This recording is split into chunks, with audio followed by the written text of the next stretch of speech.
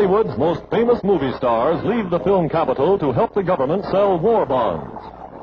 The country has asked the people to invest $1 billion in 1 month to help pay for the war. And here's the start of the drive. Boarding a special train for Washington, they'll tour 300 cities from coast to coast. Go to any city that agrees to subscribe at least $1 million.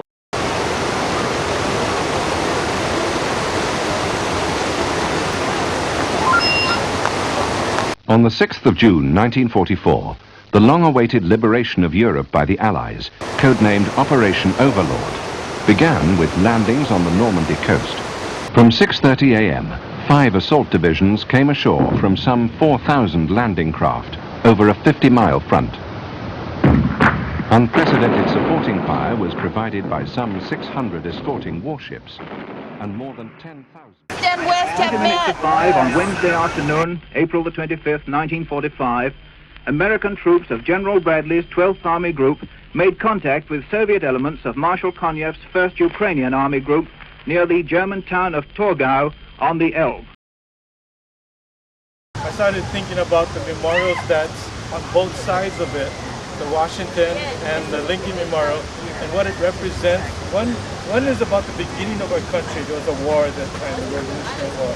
And another time of great turmoil in Lincoln was the war between the states.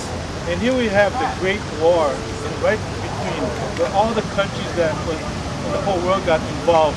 These are very important moments in U.S. history that I felt belong here. And it's important that we don't forget any of these times in history. So I thought it was very appropriate for this memorial to be here.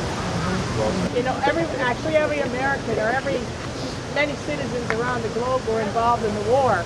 And if you see veterans that come here, you know, they felt forgotten for so long that nothing happened.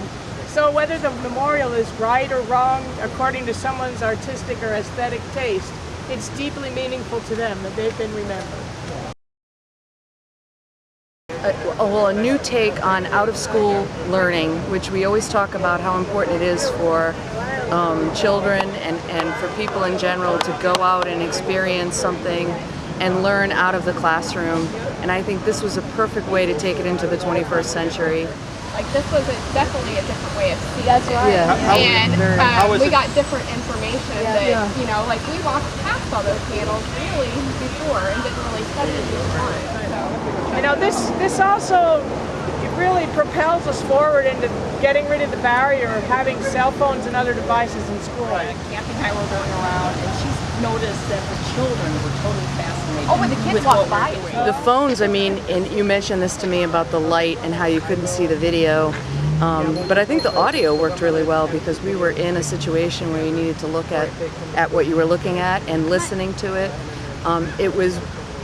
It was a lot more interesting and interactive than like when you go to the museum and you put on the headphones and you go from painting to painting. It just felt like a more real experience. Yeah, just an observation really about the learning involved. As teachers, we've become very good at working out how much text to put in front of a youngster for their attention span. We're going to have to get much more fluent in terms of video and sound.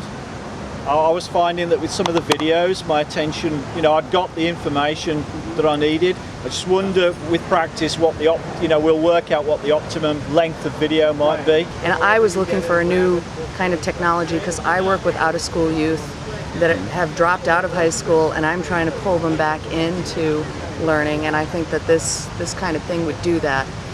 Using, you know, a cell phone is something that they're so familiar with. So.